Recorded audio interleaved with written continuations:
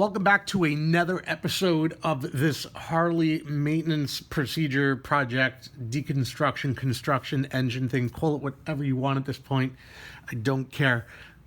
If you haven't been following along, click up here right now, take you to the first episode. I encourage you to do so. This is now the area of primary concern. This is what we're doing. There would be a number of reasons why you would need to remove the primary here. In my case, obviously, as folks who are following along know, it's to pull the engine. Taking the engine out because we're going to be rebuilding the bottom end. To do this, obviously, I need to disconnect it from here. Going to pull out the outer primary, the inner primary, and what have you. Other things that could be done, fix issues with the starter, fix issues with the leaky transmission or pull the transmission, whatever.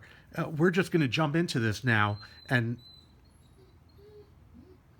Roxy, we're just going to jump into this now and start disassembling this by removing the outer primary cover. I'm going to point out that, as you probably noticed, this is a dry clutch, so it's going to be a little different than a stock Harley. So let's get started. I would imagine that if you had a wet clutch, a sealed unit, we actually had to try and separate the outer primary with the gasket and all, that maybe you would want to remove one of these covers here so you'd have a place to grab. Mine has a gasket, but it's not sealed. There's no RTV or anything. So it should be pretty easy to remove. I'm going to start by removing these bolts here on the bottom and leave a couple on top, just so I'll be able to hold it steady as I remove those.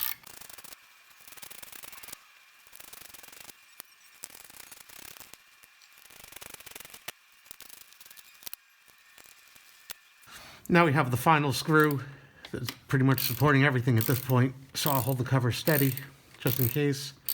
It's polished aluminum, I don't want to scratch it. It's going to need to be completely repolished, however. It's seen better days.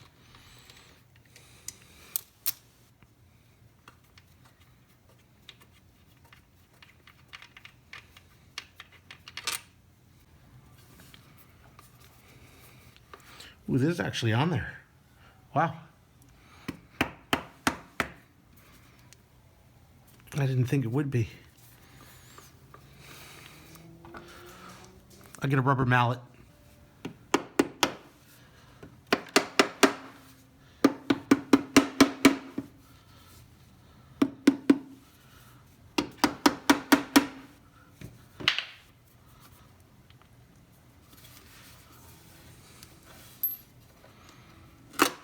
There we go.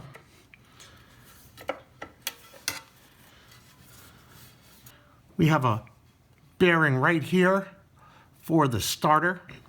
I will definitely be cleaning that out, inspecting it, and make sure that's okay. Aside from that, this is all general cleaning and aluminum work. That's all this is on mine. There is no oil or anything in here. The gasket is just obviously to stop this from being metal to metal.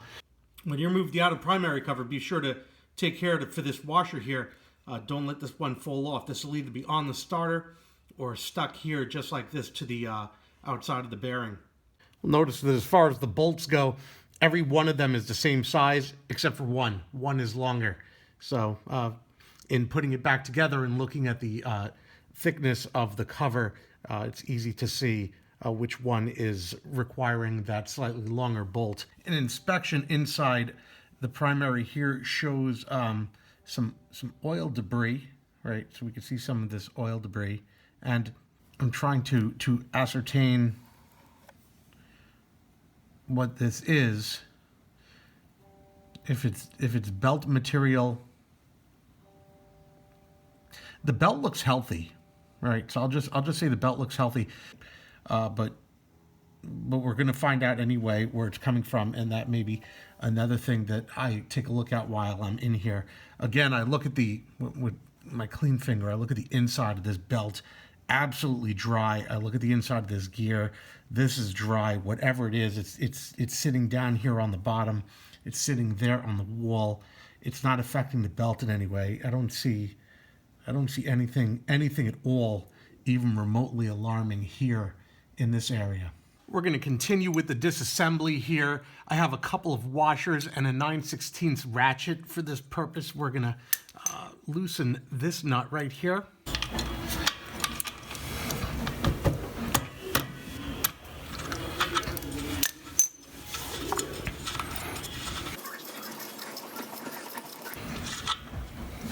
And I've removed this nut just to be able to get a washer around, or 2 washers if need be, depending on the size. I'll check. Yeah, the 2 washers will be fine. I've set up just like this.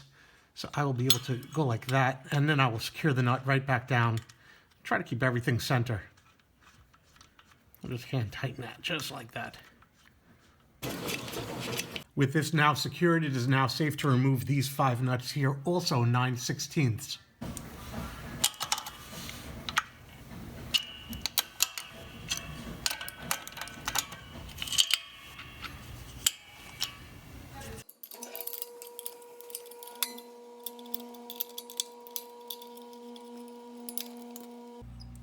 At some point the pressure is held down by this washer over here, and these can be hand turned out of this. Just like that. Now this should slide right off. We'll now inspect all of these mating surfaces, friction surfaces as we remove them. Make sure everything's okay. This first one, everything looks just fine. Absolutely perfect. I'm also checking as I go down through these, I'm checking for oil residue. There's no oil residue. This is like brand new. Look at this. Brand new. Each one of the friction plates here will then be carefully removed from the basket. They will be inspected. This one right here, we could see the friction material, the amount of material is still good. We can see it does have a bit of glazing on it. You can see on this transmission, it's so easy for me to remove these clutch plates and replace them that if I have a problem, I just practically pull over on the side of the road, replace these things, and keep on driving. But yes, there is some glaze to this. This is a dry clutch, so it is what it is. Take a look. It's in very good condition. And still, I see no oil. I don't see anything broken. Again, just some glazing. They're not new, by any means, so that's fine. Clutch material, but no oil. No horror shows.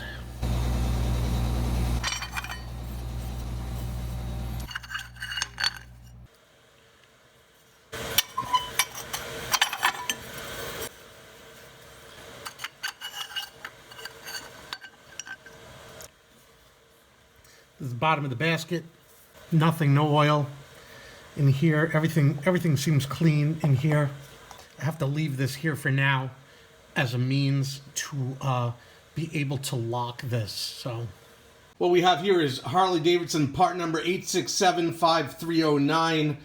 This is the locking tool for the removal of that bolt on the primary. Before I go any further, I do want to say though that being a belt drive, if I were working here just to remove the starter, I could in fact loosen the belt. I could remove the idler pulley, loosen the belt, remove this basket, bring it out forward, and that would expose the bolts here that I would need to remove the inner bolt for the starter, the outer bolt being on the outside here.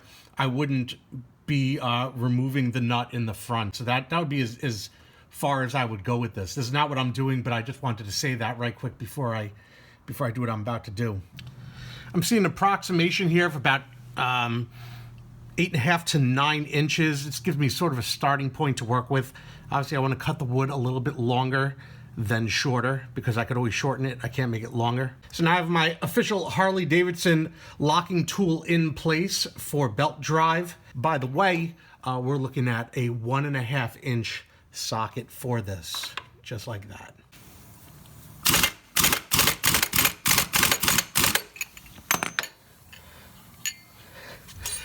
It wasn't pretty and it wasn't elegant, but it did the job.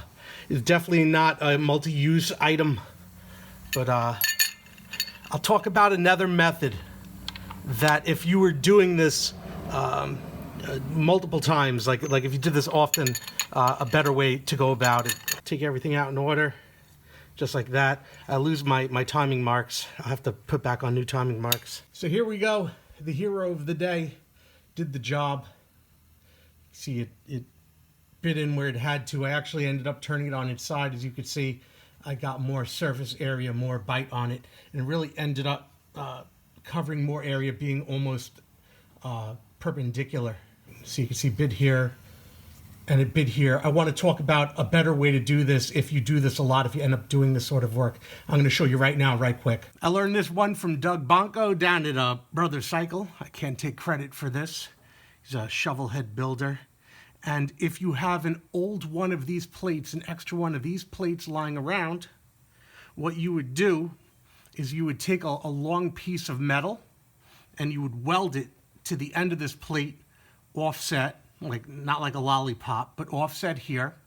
And that way you could take that plate and you could put it into the basket just past here, right, just past the opening. And it would sit in the basket. It would grab on all of these on the transmission, and then that metal bar, we'll just say here on this breaker bar, that metal bar is welded to it. When you start turning it, it would ground out and hit the floor. And it couldn't turn any further because the floor was holding it. This would be locked in place. And when you would go in the other direction, again, from the other side, you would just flip it around and it would grab the floor and lock in place, and that would hold the basket. That to me is a superior solution than using a piece of wood. I'll probably get my hands on one and do something like that during the reassembly. I just wanted to show you that. That's a much better trick than wood. Next, I'll be pulling off this pulley. I need a puller to do this, and unlike the wooden thing I just stuck in here, I actually have a special tool that sits in my cabinet just for this. And here we go. So I'm gonna just lock this into position to pull this pulley right off.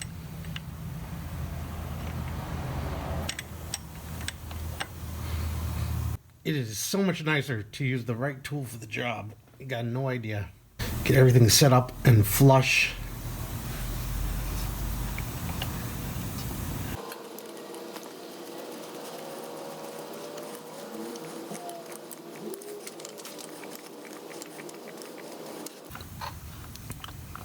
Look at that. I didn't even need a socket. So that's off. That's all it took. These will now come off as one set.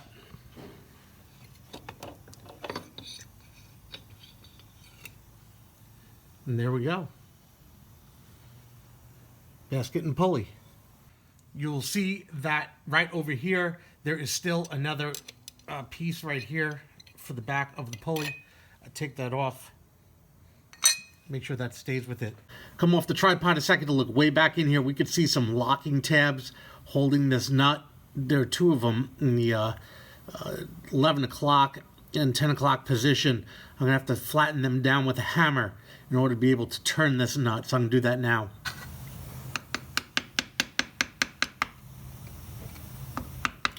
Doesn't take much, very gently.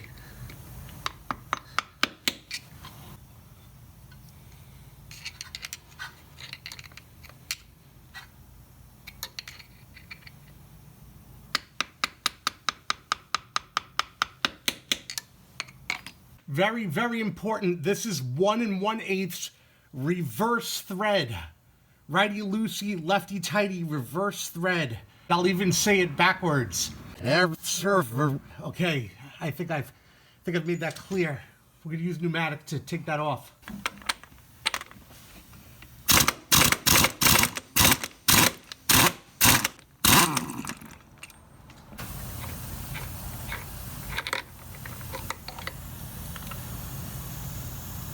Having loosened this nut, I will now put it right back on, lefty-tighty. Not tight though, just gonna screw it back in. That should be fine, if only to get my special tool onto the assembly here to make sure I have enough space. They don't give a lot of clearance, so you have to make sure you're all the way at the end. This is all the way down, enough to clear the thread. We're gonna have to get the nuts from here back onto here to secure this.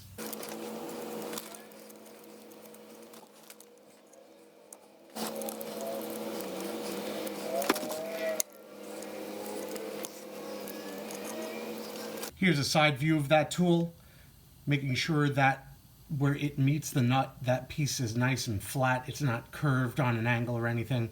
Everything's flush, the nuts are tight. I've tightened everything up. We're gonna hook this up to the pneumatic to turn this off. Again, this is just tightening up. This is just a pull, so nothing special here.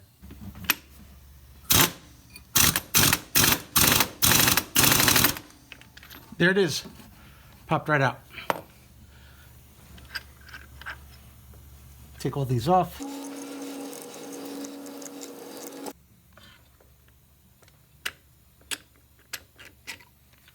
Reverse thread.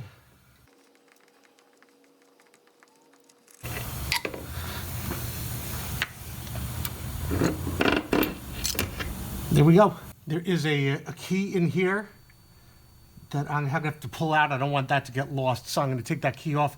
I'm going to store it with the rest of these parts. But there we go. That is the breakdown here as far as the transmission goes. This is as deep as we need to go for the removal of the inner primary cover. Starting out with the removal of the starter and starter solenoid. Starting with the solenoid, we can see these two screws here. One is up here, the other one is down here, and I'm going to loosen those now.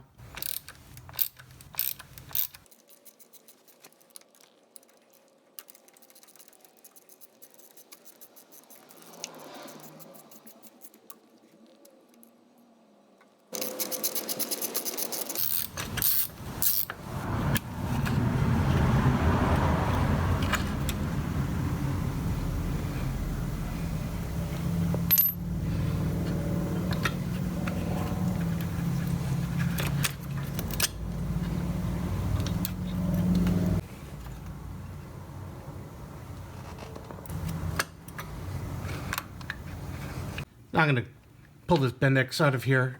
It's just clamped in slightly like that. It should come out of the starter. No problem. Okay, put this off to the side. Collect these parts separately. I got the spring over here.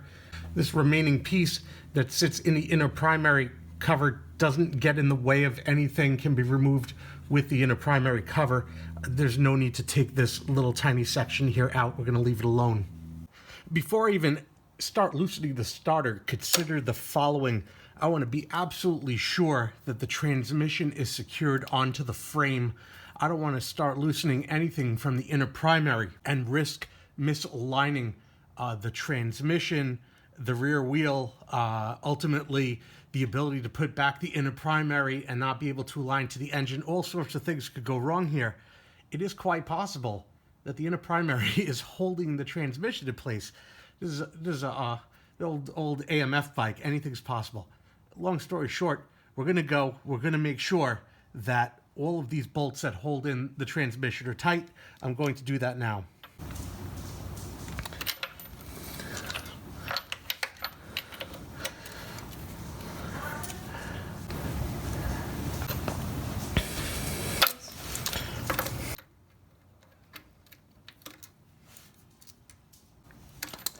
I don't want to go so tight as to break anything. I just don't want the thing to move. And it turns out that they were a little loose. I mean, you know, I'm able to turn these things, get these back too, and we'll be fine. These back ones weren't too bad. Okay, last one. That one was loose.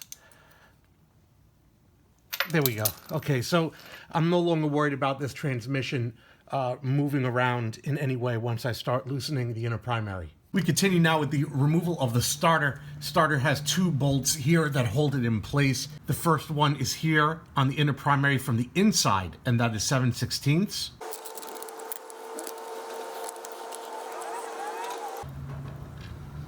That's oily.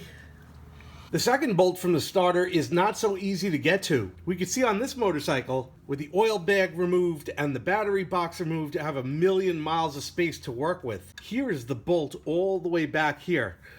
Need a long extension to go all the way through. I'll also point out I've replaced mine with a hex so that when I remove it, it just doesn't like fall. Obviously I don't need that long of an extension for mine because I have everything out of the way to work, but this just kind of gives you an idea of what you have to deal with to get this one out. It's not the easiest one to get to. It's not impossible. It's not the easiest one to get to either. So just loosen that one now. The starter's not going to fall off because there is a mount here between the starter and the transmission. Also be mindful, there is a gasket here between the starter and the inner primary. We can see that here. With that, the starter is disconnected from the inner primary. We're ready to remove the inner primary itself. I'm going to start by the removal of the safety wire here on these two bolts. Now we're going to remove these two nuts that hold on the transmission.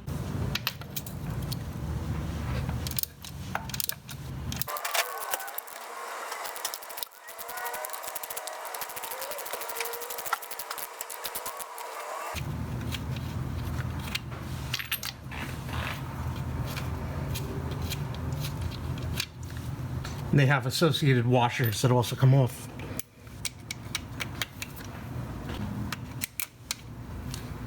Other side of the transmission has two bolts right here.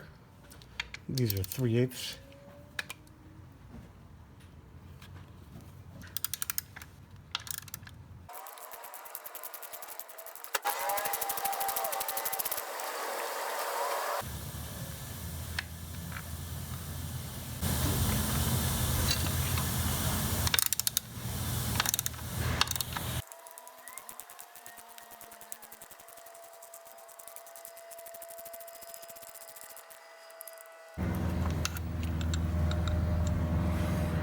Before I take out the inner bolts here and here, there are some delicate bolts on the outside on these ears. There's one up here and one down here. I want to take out those first because I don't want all the stress being on those two bolts.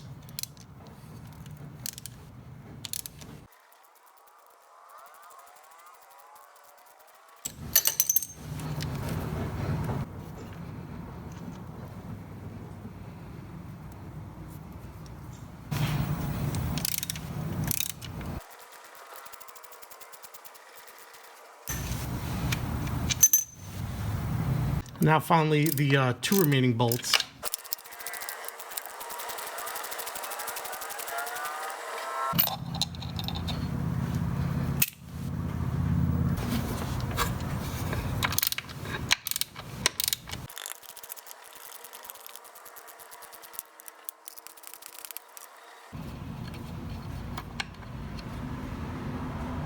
I could already feel that there's separation, and a little nudge is all it takes. There we go.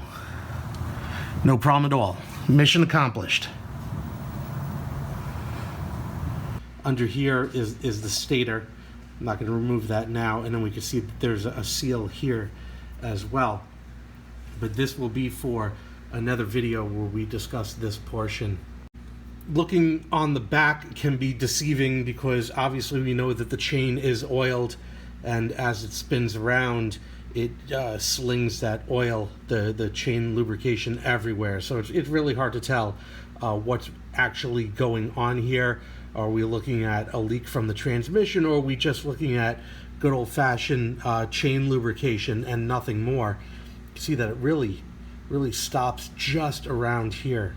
It's like right here and right there. So we'll look deeper into this later. You take that off, I don't see any damage. Everything looks good, but I will point out that as we look here, there is in fact looks like engine oil creeping in from the front, and it also looks like some of that debris was actually wear from the end of the belt, right? Not terrible belt wear, but it looks as though it maybe from the pulley from here on the side, a slight alignment issue or something. But the black material is actually fine belt material. But I think as far as this stage, which was separating the primary, we've reached the end of this stage. I hope you found this video enjoyable and helpful. There'll be more videos in this series, obviously, so stay tuned, and thanks for watching. Thanks for watching. Would you like to reply?